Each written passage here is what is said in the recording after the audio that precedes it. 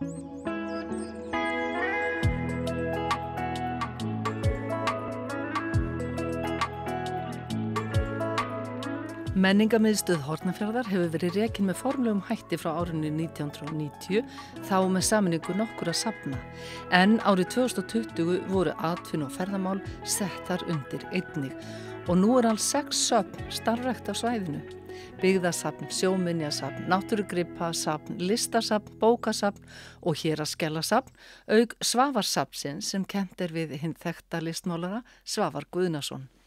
Við eigum stóra meistara hérna og marga og ég held að partur af þessu sé náttúrulega bara þessi yndislega náttúra.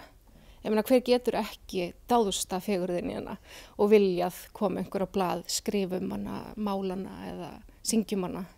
Og það er svo mikið af bara listrænu fólki hérna. Það eru, ég held að séu 5 kórastarfandi, það eru leiklistafélag.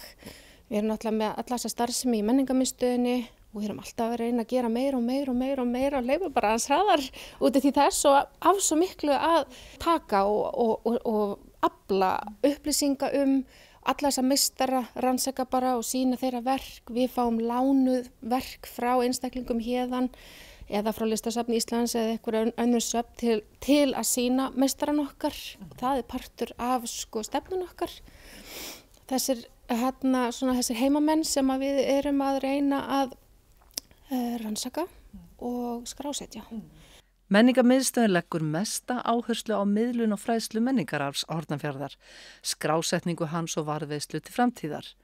Sýningar á vegum safnanna eru mikilvægur þáttur í starfinu og áhersla lögð á sérstöðu Hornafjarðar og því samfélagi sem og var.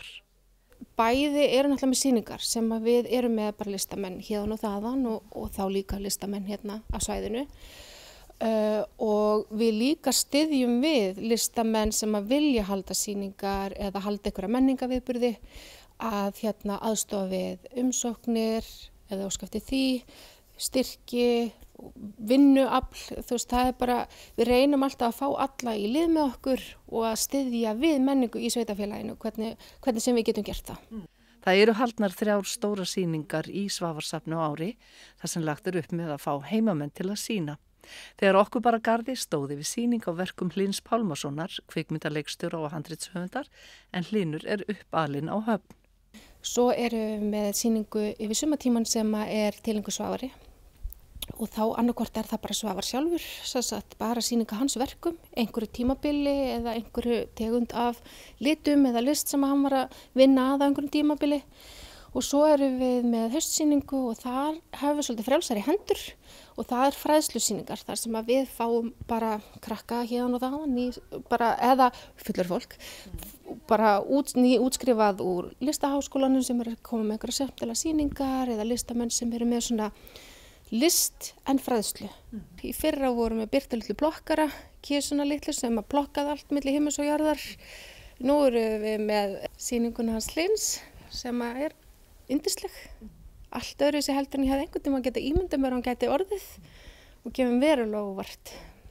Þó hún sé harmljóðum hest, eins og hún heitir, þá hún rottnun á hesti.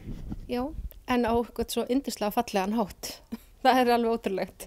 En þó náttúran og umhverfið hafi örvandi áhrif á fólk sem þarna býr og eða heimsækir staðinn, þá þarf að huga vel að listrænu uppeldi barnanna og stendur menningarmiðstöðin fyrir öflugu barnastarfi á sumrin. Við erum með mjög fjölbreytt barnastarf. Bæði tengjum við listasýningarnar okkar inn í listasmiðjur fyrir börn. Við tökum einnig hérna yfir sumartíman. Þá erum við með barnastarf, þar sem í boði eru ferðir fyrir krakka einu sinni í viku, gjaldfrjálsar að sjálfsögðu, þar sem við förum út sveitirnar hérna og kynnum þeim fyrir náttúrunni, dýrunum, sveitabænum. Við fórum til dæmis í fyrra fórum út í Flatey þar sem við fengum að skoða kálfana og klappa þeim og við fórum út í náttúruna, skoðum með smásjám, skeljar og kuðunga og föndruðum svo úr þeim og máluðum myndir sem hengjum upp á vegg hjá okkur á bókasafninu þar sem við erum með lítið svona vegg sem að fólk getur sótt að koma og sýna verki sína á og við notum náttúrulega vegginn til að sýna úr smiðjunum því að krökkunum finnst náttúrulega alveg yndislegt að geta sett upp sín verk og vera með listasýningu fyrir fjölskylduna og bæjarbúa.